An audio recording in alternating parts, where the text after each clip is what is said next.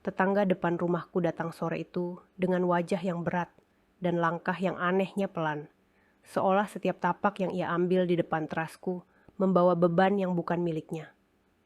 Di tangannya ada sebuah flash disk kecil berwarna hitam. Ia genggam seolah takut jatuh. Lalu ketika aku membukakan pintu, ia menarik napas panjang sebelum berkata, "Bu, saya rasa ibu harus lihat ini sendiri. Saya sudah tahan beberapa hari, tapi hati saya tidak tenang. Sebelum aku membuka seluruh kisahnya, silakan tekan like dan subscribe agar aku bisa terus membawakan cerita seperti ini untuk kalian. Tulis juga, dari daerah mana kamu menonton. Aku selalu penasaran dari mana saja kalian yang mendengar ceritaku malam ini. Namaku Lila. Aku bekerja shift malam di sebuah minimarket 2 jalan dari rumah.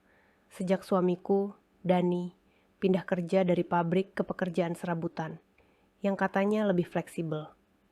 Jam kerjaku berputar seperti jarum jam yang tidak pernah mau berhenti.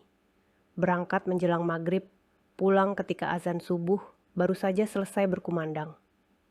Sementara itu, Dani lebih sering ada di rumah, dan di lantai 1 bersama kami tinggal juga ibu mertuaku, yang selalu bilang bahwa ia ada di sini untuk membantuku menjaga anak ketika aku bekerja. Dari luar, rumah kami tampak seperti rumah keluarga biasa. Dari dalam, aku baru belakangan sadar, tidak semua yang terlihat biasa benar-benar biasa. Tetanggaku yang berdiri di depan pintu itu bernama Pak Rahman. Ia dan istrinya membuka warung kecil tepat di seberang rumah kami. Beberapa bulan terakhir, ia memasang CCTV menghadap jalan, karena pernah kejadian motor pelanggannya hilang. Aku tahu betul posisi kamera itu, sedikit miring ke arah pagar kami. Setiap aku berangkat kerja, kamera itu selalu menangkap sosokku melintas. Dan entah kenapa, rasanya seperti ada mata kedua yang memperhatikan rumah ini selain mataku sendiri. Aku mengajak Pak Rahman duduk di kursi rotan di teras. Tangannya masih menggenggam flash disk itu. Belum juga ia letakkan di meja. "Ada apa, Pak?" tanyaku pelan. Kok kelihatannya serius sekali. Ia menatapku. Pandangan matanya bercampur antara kasihan dan ragu. "Bu Lila," ujarnya, sebagai tetangga, "saya tidak mau jadi orang yang suka bawa-bawa urusan orang. Tapi beberapa hari terakhir, bahkan mungkin beberapa minggu, saya lihat sesuatu dari rekaman CCTV saya. Awalnya saya diam, saya pikir bukan urusan saya. Tapi lama-lama, hati saya tidak tenang. Saya takut kalau saya diam, saya ikut berdosa. Jantungku mulai berdegup sedikit lebih cepat, meski aku belum tahu arahnya kemana. "Sesuatu bagaimana, Pak?" Ia tidak langsung menjawab. Flash disk ini berisi potongan rekaman malam-malam ketika ibu kerja. Jalanan sepi, tapi rumah ibu tidak selalu sepi. Saya tidak enak kalau saya jelaskan dengan kata-kata. Saya rasa lebih adil kalau ibu sendiri yang lihat. "Saya cuma minta satu, Bu. Kalau nanti ibu marah, jangan marahi saya. Saya hanya menyampaikan apa yang mata saya lihat lewat kamera." Tangan kiriku refleks meraih flash disk itu. Benda kecil itu terasa dingin di telapak tanganku, seolah menyimpan hawa malam-malam yang pernah direkamnya.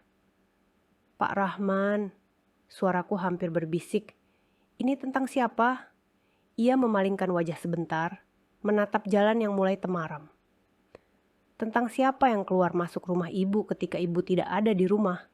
jawabnya pelan. Orang-orang di jalan mungkin tidak terlalu memperhatikan, tapi kamera tidak punya rasa sungkan. Ia merekam saja. Saya pikir, ibu berhak tahu. Kata-kata itu menggantung seperti kabut. Aku tidak langsung bicara. Di dalam rumah terdengar suara ibu mertuaku memanggil cucunya. Suara televisi yang agak keras, seperti biasa. Dari luar, dunia berjalan seperti biasa. Motor lewat, anak tetangga tertawa di ujung gang, suara penjual bakso memanggil. Tapi di antara semua suara itu, yang paling nyaring justru suara yang belum kudengar. Suara rekaman yang ada di dalam flash disk hitam di tanganku. "Apa ibu mau saya jelaskan sekarang?" tanya Pak Rahman lagi. Suaranya pelan. "Atau ibu mau lihat sendiri nanti malam?" Aku menggeleng pelan. Terima kasih, Pak, kataku, memaksa senyum tipis. Saya lihat sendiri saja. Saya takut kalau Bapak cerita, malah jadi tambah berat buat Bapak. Saya tidak mau nanti orang bilang Bapak suka mengadu. Biar saya saja yang tanggung. Beliau mengangguk, seolah lega dengan keputusanku. Kalau begitu, saya pamit dulu, Bu. Saya dan istri cuma bisa doakan yang terbaik. Apapun yang Ibu lihat nanti, Ibu jangan ambil keputusan sendirian dalam keadaan emosi. Tarik napas dulu. Setelah ia menjauh, aku berdiri cukup lama di teras, memandangi flash disk kecil di tanganku. Rasanya seperti menggenggam kunci untuk membuka pintu yang selama ini tertutup rapat, pintu yang mungkin di baliknya hanya ada kegelapan, atau justru cahaya yang menyilaukan karena kebenarannya terlalu tajam. Aku masuk ke dalam rumah, menyimpan flash disk itu di saku kardigan sebelum ibu mertua atau Dani melihatnya. Di ruang tengah, anakku, Raffi, sedang bermain mobil-mobilan di lantai. Sementara ibu mertua duduk di sofa, matanya fokus ke sinetron. "Kamu dari luar?" tanya ibu mertuaku sekilas, tanpa benar-benar menoleh. "Iya, Bu," jawabku singkat. "Tadi Pak Rahman cuma nitip sesuatu." "Paling pesanan warung," komentarnya seadanya. Nanti kamu jangan lupa berangkat lebih awal. Jalanan lagi ramai," kata berita barusan. Aku mengangguk, meski pikiranku tidak sedang di jalanan. Pikiranku justru sedang menyeberangi malam-malam yang selama ini kuhabiskan di minimarket, sambil membayangkan apa yang terjadi di rumah ketika aku tidak ada. Ada beberapa hal yang akhir-akhir ini terasa janggal, tapi selalu kutelan dengan dalih, aku terlalu capek untuk curiga. Beberapa kali saat pulang menjelang subuh, aku mencium wangi parfum yang bukan milikku di ruang tamu. Wangi lembut yang berbeda dari pengharum ruangan murah yang biasa kami pakai. Sofa tampak sedikit berantakan, seolah baru saja diduduki orang dewasa. Bukan hanya Raffi yang senang melompat.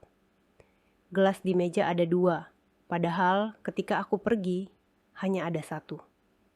Dani selalu punya jawaban. Tadi teman mampir sebentar, atau mama nonton sinetron sambil minum teh, terus ketiduran. Ibu mertua juga selalu menyapu pertanyaanku dengan kalimat-kalimat yang seolah sudah disiapkan. "Kamu itu kalau capek jangan mikir macam-macam, Lila," katanya suatu malam ketika aku bilang merasa rumah berbeda. "Kamu kerja malam, pulang juga malam. Lihat rumah pasti rasanya aneh. Itu bukan karena apa-apa. Itu karena badanmu saja yang lelah." Kalimat itu kupegang, bukan sebagai jawaban, tapi sebagai selimut sementara. Aku memilih percaya, atau setidaknya berpura-pura percaya, karena rasanya lebih ringan daripada harus mengakui bahwa ada sesuatu yang salah di dalam rumah yang kutinggalkan setiap malam. Hari itu, ketika tiba giliran shift malamku, aku berdiri di depan cermin kamar, mengikat rambut dan mengenakan seragam minimarket. Dani sedang di kamar depan, katanya sedang mengecek sesuatu di ponselnya.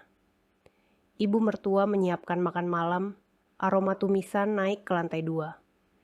Di saku seragamku, flash disk kecil itu menempel di kain, mengingatkanku bahwa malam ini tidak akan sama seperti malam-malam sebelumnya. Sebelum berangkat, aku menuruni tangga dan memandang sekeliling rumah. Lemari sepatu di dekat pintu, gantungan jaket, kursi plastik di pojok, televisi yang nanti akan menyala sampai larut menemani ibu mertua. Semua terlihat biasa, terlalu biasa, sampai hampir membuatku percaya bahwa mungkin aku hanya kebanyakan pikiran. Dani keluar dari kamar, menyapuku dengan senyum tipis. "Sudah siap kerja?" tanyanya. "Sudah," jawabku. "Nanti kamu sama Raffi di rumah saja?" "Iya, paling keluar sebentar," katanya ringan. "Ambil barang sama teman. Tapi mama di rumah kok, tenang saja. Rumah tidak kosong." Aku mengangguk, berusaha menelan rasa getir di tenggorokanku. Kata-kata, rumah tidak kosong, kini punya bayangan lain di kepalaku. Mungkin justru itu masalahnya. Saat aku melangkah keluar gerbang, lampu warung Pak Rahman sudah menyala. Ia sedang menyapu halaman kecil di depan tokonya. Ketika aku lewat, ia mengangguk pelan. Pandangannya turun sesaat ke saku seragamku, seolah ingin mengingatkanku bahwa ada sesuatu yang menunggu untuk dibuka ketika aku pulang nanti. Di minimarket, malam berjalan seperti biasa. Pelanggan datang dan pergi, mesin kasir berbunyi, uang berganti tangan. Tapi di sela-sela memindai barang dan memberikan kembalian, pikiranku terus kembali pada flash disk hitam itu. Pada kalimat, "Bu, saya rasa ibu harus lihat ini sendiri." Pada malam-malam ketika aku tidak tahu apa yang terekam di depan rumahku sendiri. Saat azan subuh berkumandang dan aku menutup pintu minimarket, kantuk yang biasanya turun dengan cepat kali ini tidak datang. Di kepalaku hanya ada satu hal. Ketika sampai rumah nanti, sebelum semua bangun, sebelum suara televisi dinyalakan, aku akan menancapkan flash disk itu ke televisi atau laptop dan menonton. Entah apapun yang akan kutemukan, malam ini, mata yang selama ini sibuk melihat harga di rak toko, akhirnya akan dihadapkan pada harga yang harus kubayar sendiri. Harga dari kebenaran yang mungkin tidak pernah benar-benar ingin kudengar. Subuh itu, langit masih gelap ketika aku berjalan pulang menyusuri jalanan yang mulai basah oleh embun. Lampu jalan kuning redup, menyinari aspal yang sepi. Biasanya, di jam seperti ini, pikiranku hanya berisi kasur dan bantal. Tapi kali ini, setiap langkahku seperti mendekatkanku pada sesuatu yang tidak bisa lagi kutunda. Flash disk di saku seragamku terasa berat, seolah bukan plastik kecil, melainkan batu yang akan kujatuhkan ke permukaan hidupku sendiri. Gang rumahku masih sepi ketika aku masuk.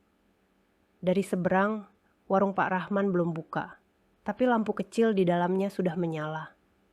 Ia memang sering bangun lebih awal untuk menyiapkan dagangan. Dari balik kaca, aku melihat siluetnya bergerak pelan, seperti bayangan yang tahu sesuatu, tapi memilih diam di tempatnya. Aku membuka pagar pelan-pelan, berusaha tidak menimbulkan suara. Pintu rumah tidak dikunci rapat, hanya ditautkan kunci putar, seperti biasa kalau aku sedang shift malam. Di dalam, ruang tamu remang. Televisi sudah mati, hanya lampu kecil di sudut yang menyala. Ibu mertua dan Raffi sepertinya masih tertidur. Aku menaruh tas di kursi, menggantung jaket, dan berdiri beberapa saat di tengah ruang tamu, membiarkan mataku menyesuaikan diri dengan kegelapan yang lembut. Disinilah aku biasanya merasakan sesuatu yang tidak bisa kujelaskan. Kadang ada gelas di meja dengan bekas air yang belum kering. Kadang ada jejak sandal di dekat pintu yang ukurannya bukan punyaku. Pernah sekali, aku melihat ada bungkus makanan siap saji di tempat sampah. Padahal sebelum berangkat, aku sudah masak dan menyiapkan lauk.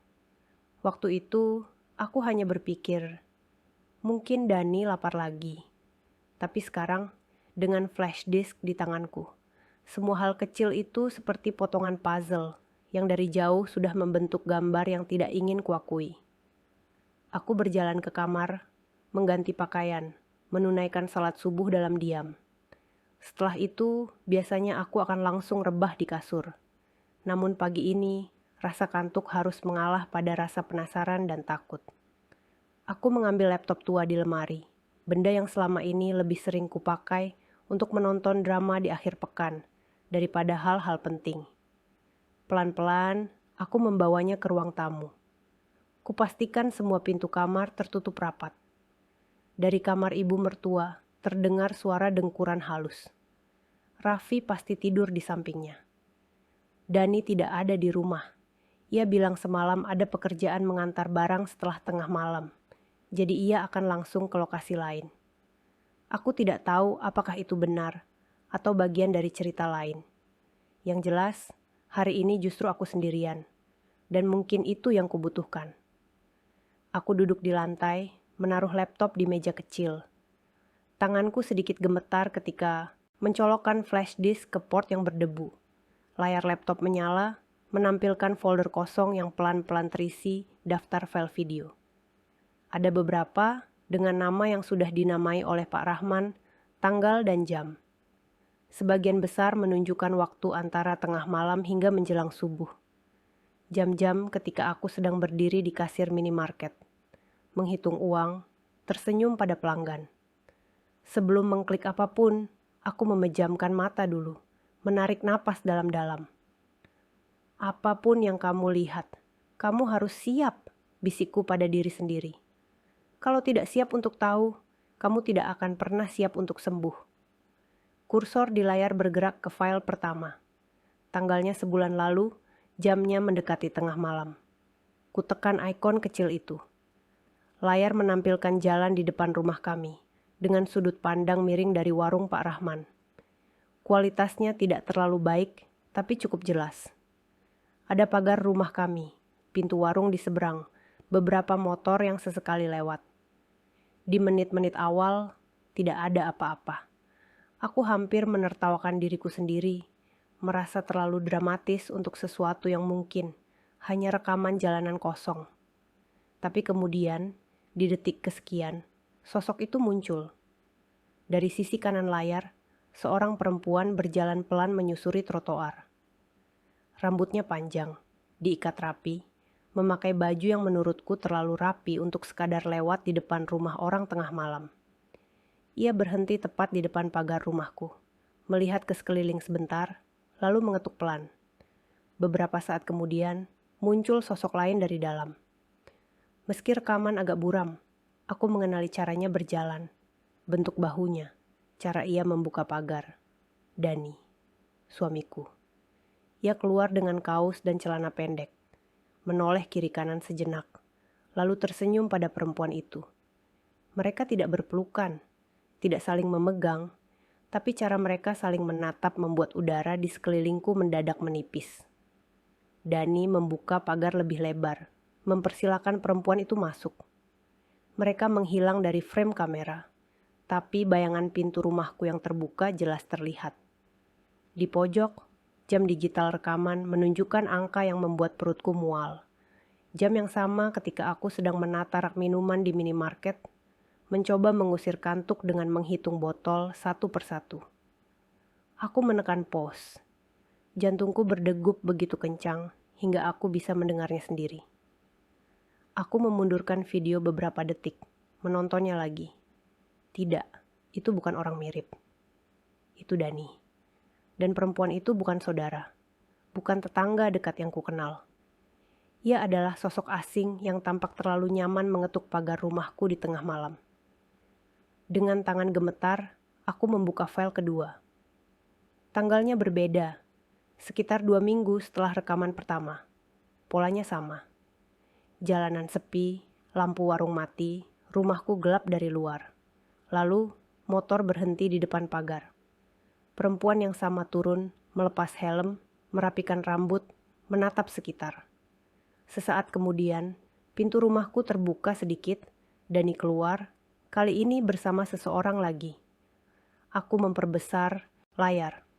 Di sampingnya berdiri ibu mertuaku. Ia mengenakan daster, rambut disanggul seadanya, tapi wajahnya jelas terlihat di bawah cahaya lampu teras. Ia tidak tampak kaget, tidak tampak marah. Justru dalam rekaman itu, tampak jelas ia mengatakan sesuatu pada perempuan itu, lalu tersenyum tipis. Dani tertawa kecil, membuka pagar. Perempuan itu masuk, melewati mereka berdua. Ibu mertuaku menutup pagar dari belakang, lalu bertiga mereka menghilang ke dalam rumah. Beberapa menit kemudian, hanya ibu mertuaku yang keluar lagi, duduk sebentar di kursi teras, menatap jalanan kosong. Seperti penjaga pintu yang tahu betul siapa saja yang keluar masuk. Aku menekan stop. Suara darah di kepalaku mendadak lebih keras dari suara apapun. Tangan kiriku otomatis menutup mulut, menahan isak yang tiba-tiba ingin pecah. Ini bukan lagi sekadar kecurigaan. Ini bukan lagi wangi parfum yang bisa diakali dengan teman mampir sebentar. Ini adalah gambar, wajah, gerakan. Dalam benakku, tiba-tiba terputar kembali beberapa percakapan yang dulu terasa sepele. Lila, kalau kamu kerja malam, jangan suka telepon terus, kata Dani suatu malam. Fokus kerja saja. Di rumah ada mama, kamu tenang. Atau ketika aku bilang, Bu, Kalau malam jangan dibukain pintu untuk orang yang tidak dikenal ya. Bahaya. Dan ibu mertua menjawab sambil tertawa. Sudah tua begini ya Lila. Kalau ada yang datang malam-malam pasti keluarga. Orang lain mana berani? Keluarga, katanya. Aku menatap lagi daftar file di layar. Masih ada beberapa rekaman lagi, dengan tanggal yang berbeda. Tapi pola waktunya mirip, malam ketika aku shift. Kamera menangkap beberapa kali perempuan yang sama datang. Kadang naik motor dibonceng Dani, kadang datang duluan lalu dijemput di depan gang. Di satu rekaman, terlihat mereka tertawa di depan pagar sebelum masuk. Sementara ibu mertua berdiri di teras, melipat tangan, seperti seseorang yang sudah terbiasa menonton adegan yang sama. Setiap kali kulihat wajah ibu mertua muncul di rekaman, ada bagian di hatiku yang ikut runtuh. Selama ini, aku percaya ia adalah mataku ketika aku tidak ada. Orang yang akan menjaga rumah, menjaga cucu, menjaga anaknya sendiri. Ternyata, ia justru berdiri di antara pintu yang kubayangkan tertutup rapat, membiarkan orang lain masuk ketika aku sibuk menghitung stok barang di rak toko. Aku menutup laptop pelan-pelan, khawatir suara bantingannya membangunkan orang-orang di rumah. Mataku panas, tapi air mata belum benar-benar jatuh. Mungkin tubuhku masih berusaha melindungi wajahku dari basahnya kebenaran yang baru saja kutelan. Flash disk itu kucabut, kusimpan di saku lagi. Pikiranku berputar cepat. Kalau hari ini aku langsung mengamuk, menunjukkan rekaman ke Dani dan ibu mertua, apa yang akan terjadi? Mereka mungkin menyangkal, mungkin menuduhku bersekongkol dengan tetangga, mungkin memutar balik cerita bahwa aku yang tidak pernah ada di rumah.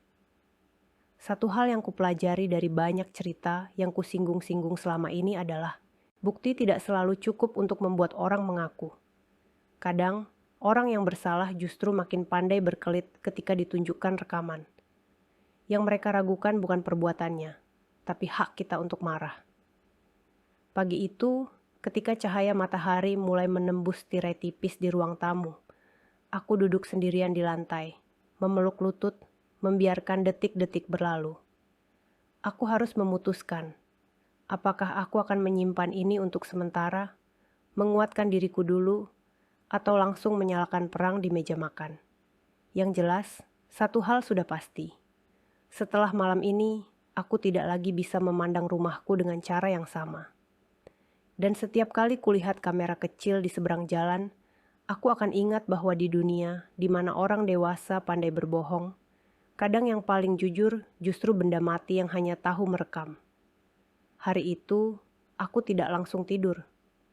Tubuhku lelah, tapi pikiranku seperti dipaksa berjaga. Aku membuat teh hangat di dapur dengan gerakan otomatis.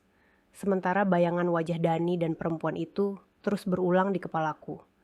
Seperti rekaman yang tak henti di replay. Setiap kali aku memejamkan mata, yang muncul bukan kasur, melainkan pagar rumah yang terbuka, dan ibu mertua yang berdiri di samping mereka. Suara pintu kamar terbuka pelan membuatku tersentak. Ibu mertua keluar dengan jilbab kecil yang ia pasang seadanya. Matanya masih sembab tanda baru bangun. "Loh, kamu belum tidur, Lila?" Tanyanya sambil berjalan ke dapur. "Baru pulang ya?" Aku menoleh, berusaha mengatur napas. "Iya, Bu. Baru selesai tutup kasir.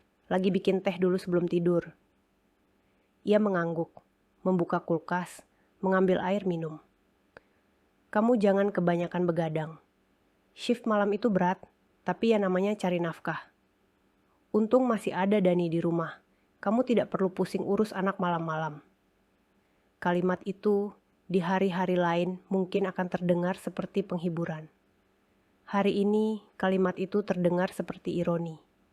Aku menatap punggungnya yang membungkuk di depan kulkas, dan untuk sesaat aku hampir saja bertanya langsung. "Bu, waktu saya shift malam, Ibu lihat siapa saja yang keluar masuk rumah ini?" Tapi kata-kata itu tertahan di ujung lidah. Aku tahu, kalau aku bicara tanpa persiapan, mereka akan lebih siap untuk menepis, daripada aku siap untuk menerima hasilnya. "Bu," ucapku pelan, memilih jalur lain dulu. Pernah tidak ada orang yang datang ke rumah malam-malam?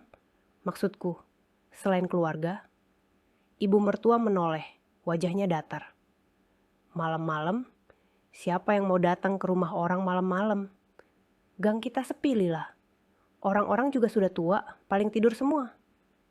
Aku tersenyum hambar. Iya, ya. Mungkin cuma perasaanku. Kadang pulang, aku merasa rumah beda saja. Sofa berantakan, bau parfum. Mungkin baunya dari minimarket ke bawah. Ia tertawa kecil, tertawa yang hari ini terdengar sedikit dipaksakan di telingaku. Kamu ini, kalau capek suka halu. Sudah, setelah minum teh, tidur. Jangan dipikir macam-macam. Setelah ia masuk lagi ke kamar, aku duduk di kursi dapur, memandangi cangkir teh yang uapnya mulai menipis. Rasanya jelas, aku tidak akan mendapatkan kebenaran dengan bertanya lurus seperti itu. Ibu mertua sudah memilih posisi sejak awal, berdiri di depan pintu, menjadi pagar yang lebih tebal dari pagar rumah. Siang hari, setelah tidur sebentar, aku bangun dengan kepala berat. Raffi sudah bermain di ruang tengah, menonton kartun. Dani belum ada di rumah. Menurut pesan singkatnya, ia masih mengantar barang dan mungkin baru pulang sore. Ibu mertua duduk di samping cucunya, mengupas buah. Seolah tidak ada apa-apa. Aku tahu aku butuh satu orang lagi yang bisa diajak bicara sebelum aku meledak. Seseorang yang tidak punya kepentingan selain ketenangan hati. Dan anehnya, orang itu justru bukan keluarga, melainkan tetangga di seberang.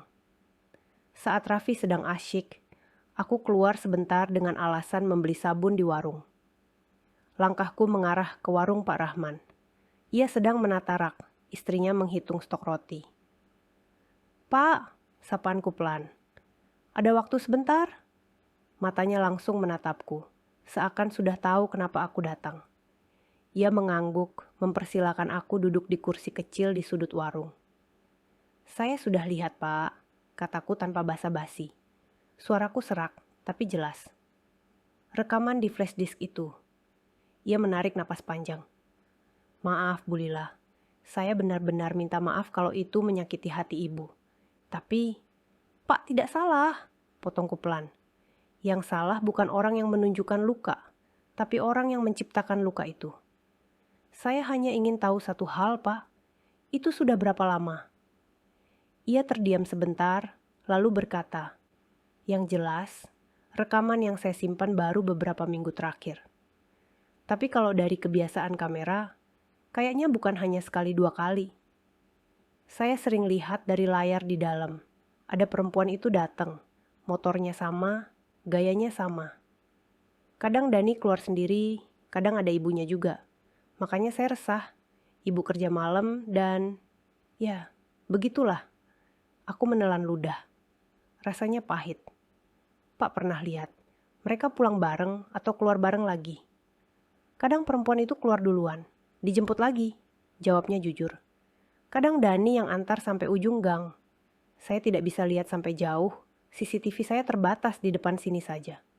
Tapi cukup untuk bikin saya tidak tenang. Aku mengangguk pelan. Terima kasih, Pak. Saya cuma butuh orang lain yang bilang bahwa saya tidak sedang berhalusinasi. Ia menatapku dengan iba.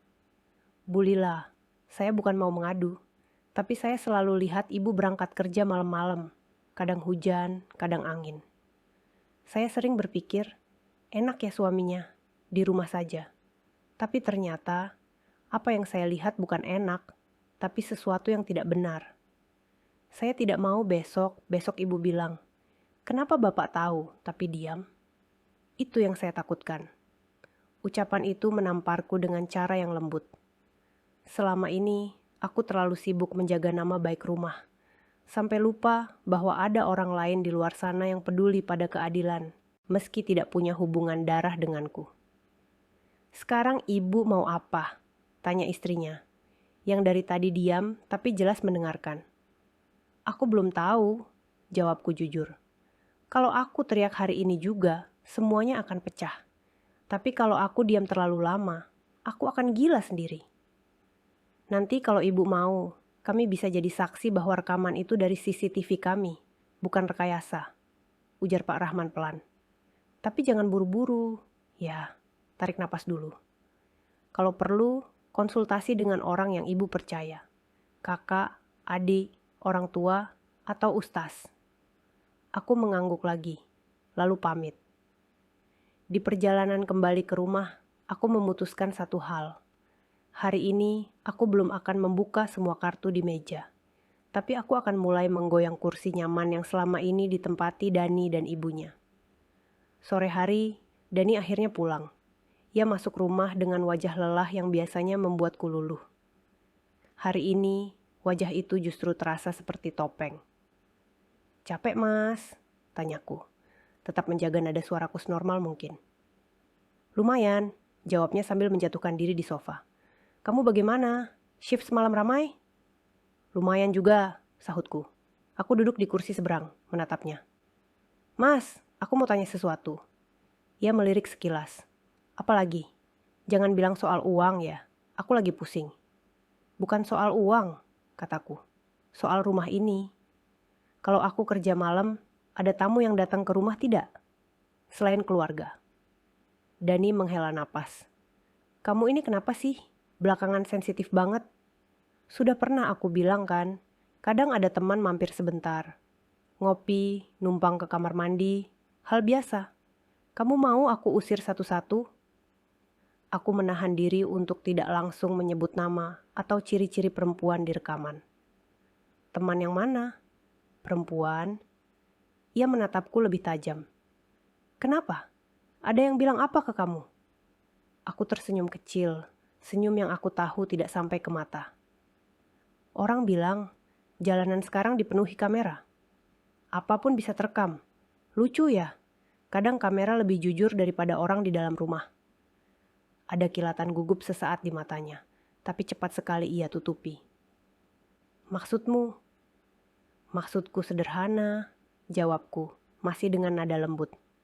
"Kalau memang yang datang itu hanya teman yang tidak penting, harusnya kamu tidak panik. Kalau aku bilang aku sudah lihat siapa saja yang keluar masuk pagar rumah kita, dari jam sekian sampai jam sekian." "Benar begitu, Mas." Suasana ruang tamu menegang. Ibu mertua yang sedang menyuapi Raffi di sudut seolah turut berhenti, tapi pura-pura fokus pada sendok di tangannya. "Lila," suara Dani terdengar pelan tapi menahan. "Kamu lagi dengar siapa? Tetangga? Orang luar? Jangan sampai rumah tangga kita rusak hanya karena kamu terlalu percaya kamera orang lain." Aku menatapnya lurus. "Rumah tangga kita tidak rusak karena aku percaya kamera orang lain, Mas. Rumah tangga kita rusak kalau orang di dalam rumahnya lebih memilih berbohong daripada jujur ketika difoto sedang membuka pagar untuk perempuan yang bukan istrinya." Dani memukul sandaran sofa pelan. Frustrasi. "Ini semua gara-gara orang kepo itu. Kamera dipasang di mana-mana. Hidup orang dijadikan tontonan. Kamu itu harusnya percaya sama aku, bukan sama rekaman yang bisa saja salah angle, salah lihat. Orang mirip kan banyak." Aku menghela napas. Kalau hanya satu video, aku mungkin masih bisa meragukan mataku sendiri. Tapi kalau sudah berkali-kali, tanggalnya beda, jamnya sama, orangnya itu terus, dan di beberapa rekaman ada ibumu berdiri di belakangmu, apa aku masih harus pura-pura buta?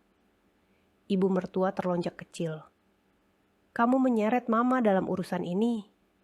Aku menoleh padanya, suara tetap pelan.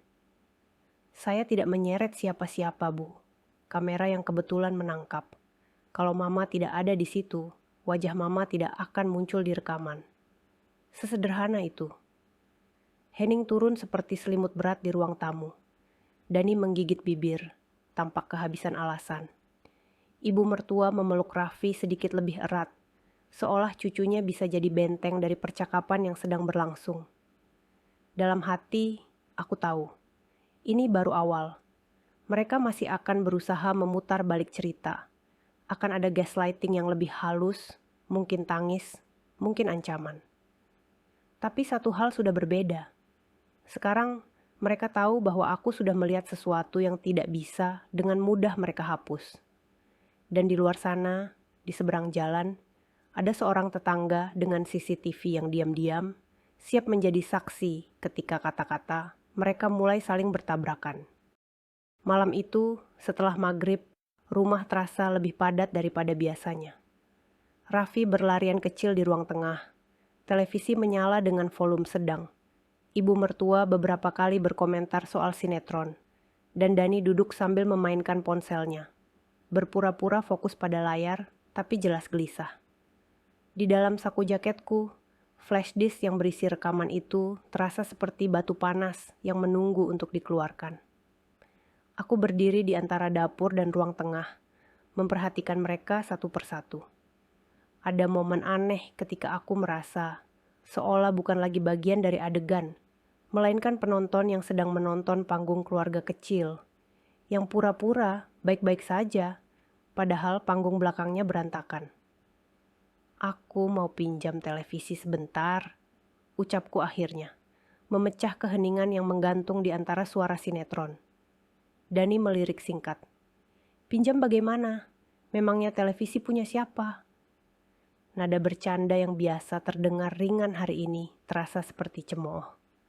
Aku tidak terpancing. Maksudku, aku mau pakai televisi untuk lihat sesuatu. Penting.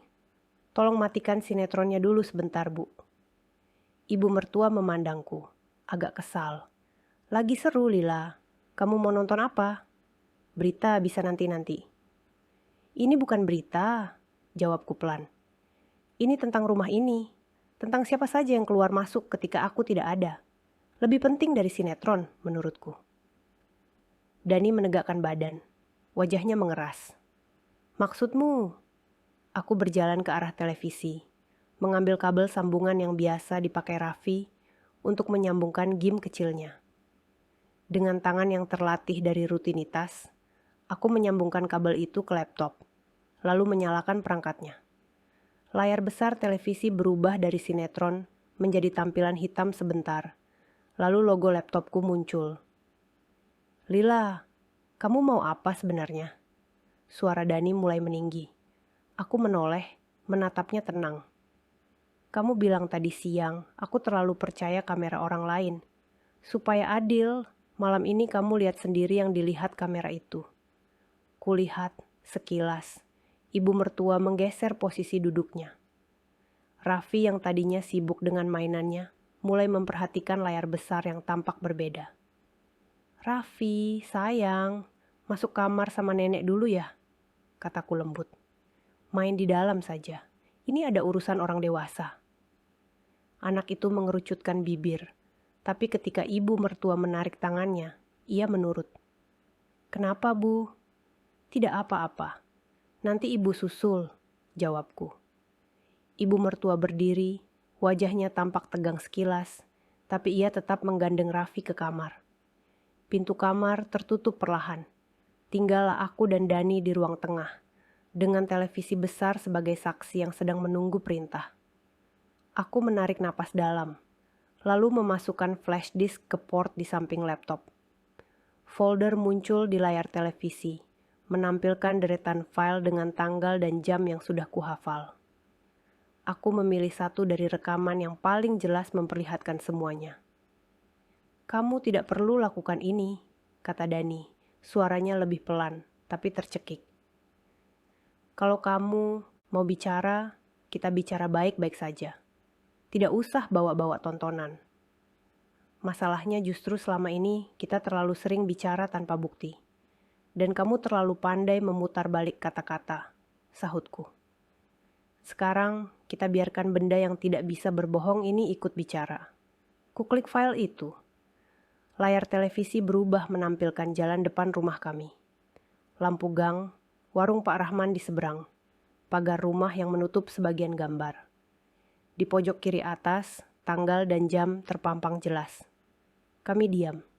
Beberapa detik berlalu, hanya menampilkan aspal kosong. Lalu, seperti yang sudah berkali-kali kulihat, sosok perempuan itu masuk ke frame. Rambut diikat, pakaian rapi, langkahnya mantap menuju pagar rumah kami. Dani mengalihkan pandangannya sejenak, tapi aku berkata pelan. Lihat, jangan berpaling. Ini bukan film, ini malam-malammu. Di layar, perempuan itu mengetuk pagar. Sesaat kemudian, pintu rumahku terbuka sedikit, dan Dani muncul. Kualitas rekaman memang tidak setajam mata manusia, tapi cara berjalan, cara membuka pagar, siluet tubuh, semuanya terlalu familiar untuk bisa kusebut sebagai kebetulan. Orang mirip, gumam Dani lirih. Lihat terus, ucapku. Dani di rekaman membuka pagar lebih lebar, memperbolehkan perempuan itu masuk. Mereka berbicara singkat, lalu menghilang dari pandangan kamera. Pintu tertutup. Aku mempause video tepat ketika wajahnya berhenti di posisi yang cukup jelas. Lalu, tanpa berkata apa-apa, aku menoleh ke Dani di sofa nyata. Dua wajah itu, yang satu di layar, yang satu di hadapanku, bertumpuk di mataku. Kalau ini orang mirip, berarti semesta punya selera humor yang sangat kejam, kataku datar. Dani tidak menjawab. Ia menelan ludah, tangan kirinya mengepal di atas paha. Sebelum ia bisa berkata apa-apa, aku mengganti file ke rekaman yang ada ibu mertua di dalamnya. Jalanan muncul lagi, kali ini dari malam yang berbeda. Setelah beberapa menit, motor muncul, perempuan yang sama turun, mengetuk pagar. Kali ini, bukan hanya Dani yang keluar dari rumah. Di layar, tampak sosok perempuan lebih tua bersamanya, dengan daster dan kerudung seadanya. Ibu mertua. Mereka bertiga mengobrol beberapa detik, lalu Dani membuka pagar, perempuan itu masuk, ibu mertua menutup pagar dari belakang. Aku menekan pause tepat ketika wajah ibu mertua tampak jelas di bawah lampu teras. Sekarang, kita panggil Mama, ucapku pelan. Itu cuman Mama menyapa tamu. Dani tergesa menimpali. Belum tentu itu seperti yang kamu pikir. Aku menatapnya tanpa berkedip. Kalau menurutmu ini cuma menyapa tamu, kamu tidak perlu takut video ini diputar ulang di depan Mama. Tanpa menunggu jawaban, aku berdiri dan mengetuk pintu kamar ibu mertua. Bu, bisa keluar sebentar? Ada yang perlu ibu lihat. Pintu terbuka perlahan. Wajah ibu mertua muncul, kali ini sudah memakai kerudung lebih rapi, seolah ia merasakan dari tadi bahwa sesuatu akan terjadi. Kenapa? Ada tamu yang mau disapa Mama, jawabku datar. Tapi tamunya bukan orang, melainkan rekaman. Ia tampak tidak mengerti, tapi tetap ikut ke ruang tengah. Raffi tertinggal di kamar, mungkin masih asyik dengan mainannya. Aku mempersilakan ibu mertua duduk di kursi, sementara Dani tetap di sofa. Layar televisi masih menampilkan gambar berhenti, dengan dirinya dan ibunya berdiri di depan rumah, menyambut perempuan lain. Ini apa? Tanya ibu mertua, suaranya pelan. Rekaman CCTV dari warung Pak Rahman, jawabku tenang. Tanggal dan jamnya saat aku sedang kerja shift malam. Di sini terlihat Dani membuka pagar untuk perempuan ini. Dan di rekaman yang ini, aku memutar ulang dari awal, menunjukkan adegan saat mereka bertiga terlihat jelas. Terlihat Mama berdiri di samping Dani. Ibu mertua memandang layar dengan mata menyipit. Beberapa detik pertama, wajahnya masih berusaha datar. Tetapi ketika adegan itu berputar sekali lagi, ada sesuatu yang goyah di sorot matanya. Ini mungkin salah lihat, katanya pelan. Kamera suka menipu. Kamera memang bisa punya sudut buruk, sahutku. Tapi kamera tidak bisa memaksa orang yang tidak pernah keluar rumah untuk tiba-tiba muncul di rekaman. Wajah Mama ada di sana karena Mama memang berdiri di sana. Sama seperti wajah Dani ada di sana, karena memang Dani yang membuka pagar. Dani mengusap wajahnya kasar.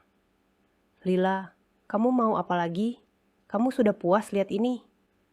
Kamera bisa dipakai siapa saja. Bisa diedit, bisa dibuat seolah-olah. Aku memotong, suaraku sedikit lebih tegas. Kalau kamu yakin ini editan, kita bisa panggil Pak Rahman sekarang.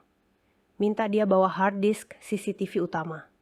Kita putar bareng-bareng di depan RT, kalau perlu.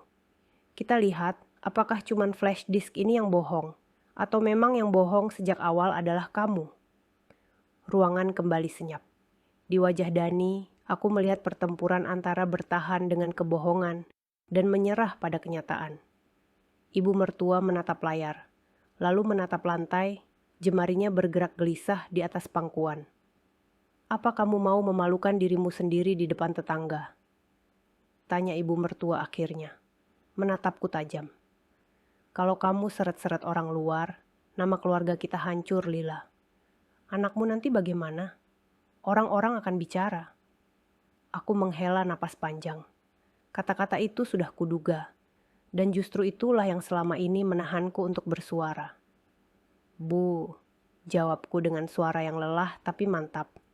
Nama keluarga ini sudah hancur sejak pintu rumah dibuka untuk perempuan lain, di jam-jam ketika aku sedang bekerja untuk membantu ekonomi rumah.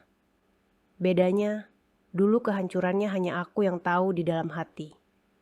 Sekarang, kita cuma memutuskan. Kita mau memperbaikinya dengan jujur, atau terus menyapu pecahannya di bawah karpet, dan pura-pura tamu tidak melihat. Dani berdiri tiba-tiba, melangkah ke depan televisi, seolah ingin menutupi layar dengan tubuhnya. Sudah, matikan saja. Kita bicara tanpa drama seperti ini. Aku tidak bergeming. Silakan bicara, di depan rekaman ini atau dengan bukti lain, sama saja. Yang jelas, aku tidak akan lagi merasa bersalah, karena akhirnya berani melihat apa yang kalian sembunyikan. Untuk pertama kalinya, suaraku tidak terdengar seperti permohonan. Lebih seperti vonis untuk diriku sendiri, bahwa aku tidak akan kembali ke posisi lama sebagai istri yang mudah dibujuk dengan janji dan kata-kata lembut. Malam ini, di ruang tamu kecil dengan cahaya lampu yang kuning lemah, kebenaran sudah diputar. Mau dimatikan atau tidak, gambarnya sudah terpatri di kepalaku.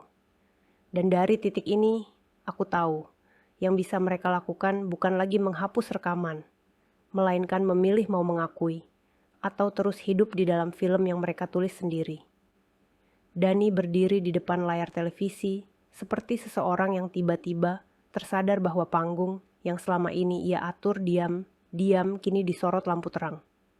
Ia menunduk sebentar, lalu mengangkat kepala dengan mata merah, entah karena marah atau takut. Lila, suaranya bergetar.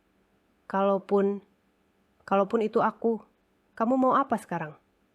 Kamu mau cerai? Mau usir aku dari rumah? Kamu pikir gampang hidup sendiri dengan anak? Kamu pikir orang-orang akan diam kalau tahu? Ada nada menggertak yang dibungkus, seolah-olah rasa peduli. Dulu, mungkin aku sudah runtuh, membayangkan semua kemungkinan pahit yang ia sebut. Tapi setelah melihat rekaman tadi, ketakutan itu seperti terbalik. Aku justru lebih takut kalau harus terus hidup di rumah, yang pintunya dibuka tutup untuk perempuan yang bukan aku. Aku tidak akan menjawab malam ini dengan keputusan yang tergesa-gesa, kataku pelan. Yang jelas, satu hal dulu.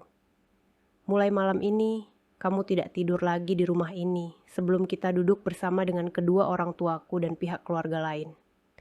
Kamu yang membawa orang luar ke rumah, jadi kamu juga yang harus berani berdiri di depan orang-orang itu. Dani tertawa pendek, tanpa humor. Jadi kamu mau seret bapak ibumu juga? Mau bikin sidang keluarga?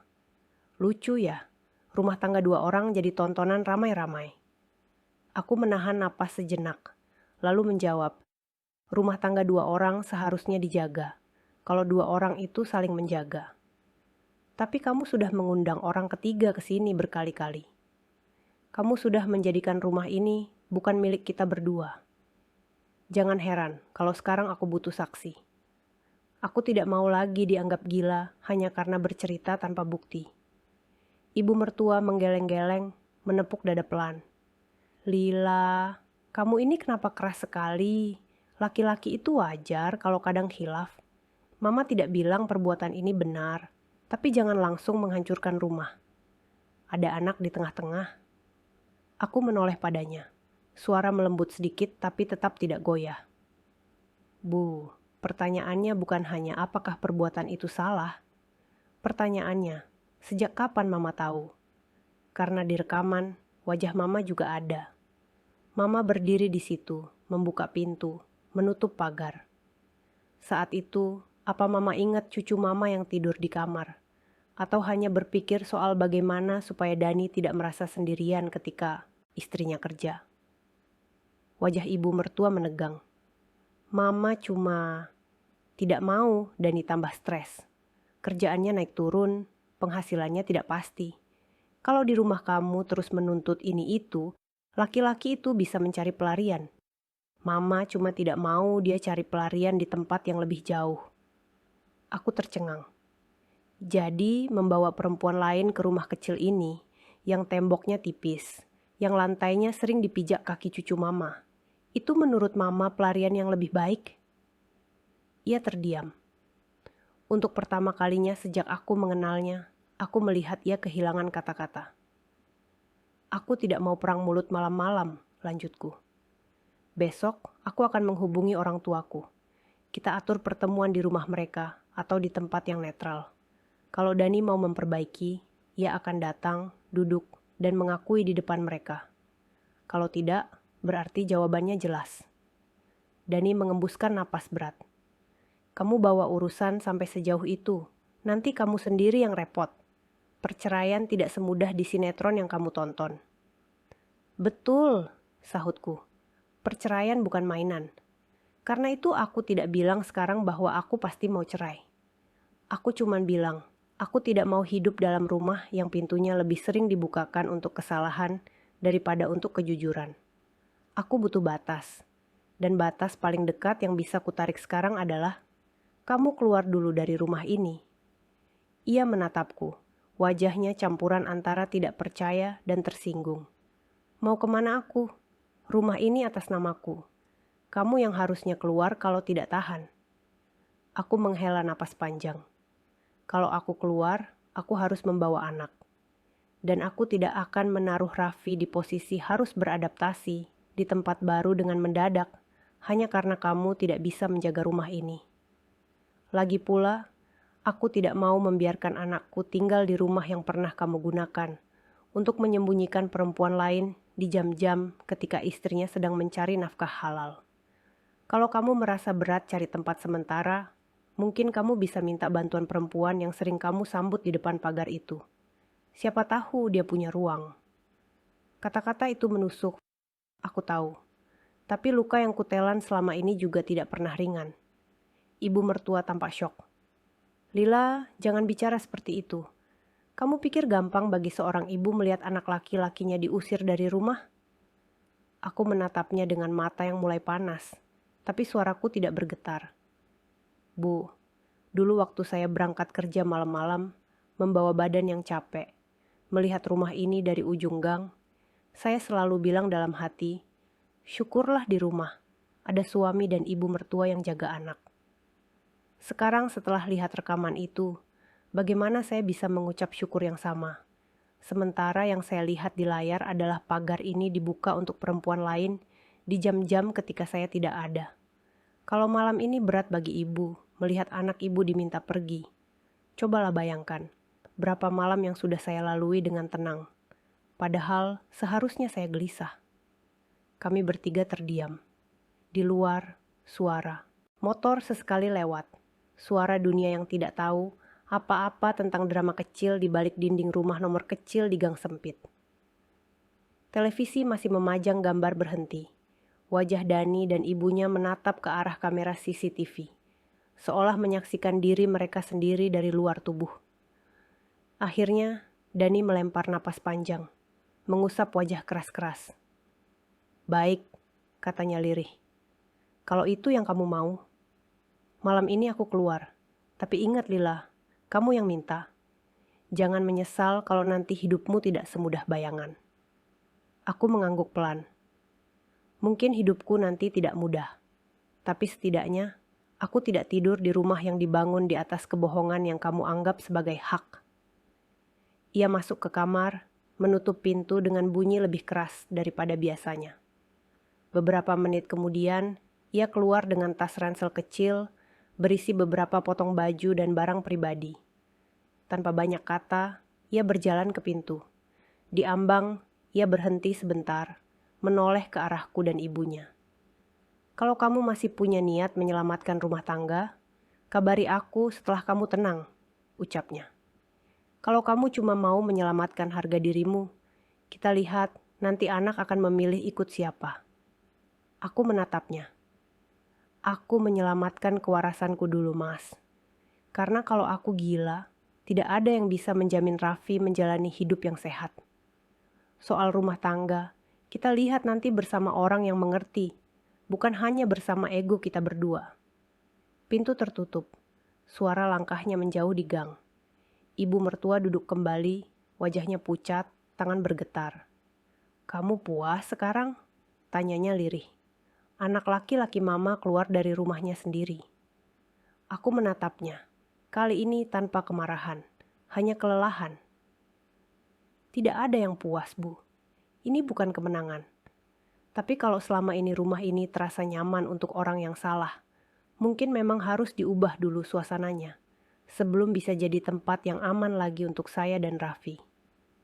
Malam-malam setelah itu tidak langsung menjadi indah. Ada hari-hari ketika aku hampir saja menghubungi Dani, hanya karena merindukan masa ketika kami masih bisa tertawa tanpa beban. Ada juga hari ketika ibu mertuaku menatapku dengan pandangan yang sulit kuterjemahkan. Campuran marah, malu, dan mungkin sedikit mengerti. Aku berkonsultasi dengan orang tuaku, dengan seorang ustazah di pengajian dekat rumah. Bahkan sempat tanya pada diri sendiri, apakah aku terlalu kejam? Jawaban yang kudapat tidak pernah 100% sama, tapi ada satu benang merah. Tidak ada rumah tangga yang sehat jika hanya satu orang yang mau menjaga pintu. Beberapa minggu kemudian, kami benar-benar duduk di satu ruangan dengan kedua orang tuaku, Dani, dan ibu mertuaku. Rekaman CCTV itu tidak lagi diputar di televisi besar, cukup ditaruh di atas meja sebagai simbol bahwa kebenaran pernah diperlihatkan. Dani meminta maaf dengan kata-kata yang panjang. Ia menyalahkan tekanan hidup, kesepian, godaan. Ibu mertua juga menangis, mengatakan bahwa ia hanya ingin anaknya punya tempat, pulang, meski caranya salah. Aku mendengarkan semuanya. Aku tidak langsung mengucapkan kata cerai di pertemuan itu, tapi aku juga tidak menjanjikan akan kembali ke titik yang sama seperti dulu. Aku katakan, kalau pernikahan ini mau diselamatkan, harus ada syarat yang berat. Konseling, batasan yang jelas, transparansi, dan pengakuan bahwa apa yang mereka lakukan bukan khilaf sesaat, melainkan pilihan yang disusun berkali-kali. Di dalam hati, aku juga tahu, bahkan kalaupun suatu hari aku memutuskan berpisah, itu bukan karena rekaman CCTV saja. Rekaman itu hanya membuka tirai. Yang benar-benar membuatku mengambil langkah adalah semua malam di mana keletihan dan kepercayaanku dianggap sebagai kesempatan untuk berbuat sesuka hati. Kini, setiap kali aku berangkat shift malam dan melewati warung Pak Rahman, aku selalu menatap kamera kecil yang masih menempel di atas pintu tokonya. Aku tersenyum tipis, bukan karena aku suka diawasi, tapi karena aku sadar. Di dunia yang penuh tirai, kadang kita butuh satu mata yang dingin dan netral untuk mengingatkan bahwa apapun yang kita lakukan, suatu saat akan terlihat juga. Entah di layar, entah di hati orang yang kita khianati. Dan kalau suatu hari nanti Raffi bertanya, "Kenapa ayah sempat tidak tinggal di rumah?" Aku akan mengambil napas panjang dan berkata, "Karena ada pintu yang ayah buka untuk orang lain ketika ibu sedang bekerja untuk rumah ini. Ibu memilih menutup pintu itu dulu, supaya kamu tidak tumbuh di rumah yang mengajarkan bahwa pengkhianatan bisa dibiarkan selama tidak ada yang melihat." Malam ketika Pak Rahman menyerahkan flash disk kecil sambil berkata, "Bu, saya rasa ibu harus lihat ini sendiri. Sebenarnya adalah malam ketika dunia kecilku mulai runtuh. Tapi perlahan aku mengerti, kadang dunia harus retak dulu supaya kita bisa melihat di bagian mana pondasinya rapuh. Dan meski sakit, setidaknya sekarang aku tahu, aku tidak lagi berjalan dalam gelap, memegang kunci rumah yang pintunya sudah diam-diam dibuka orang lain."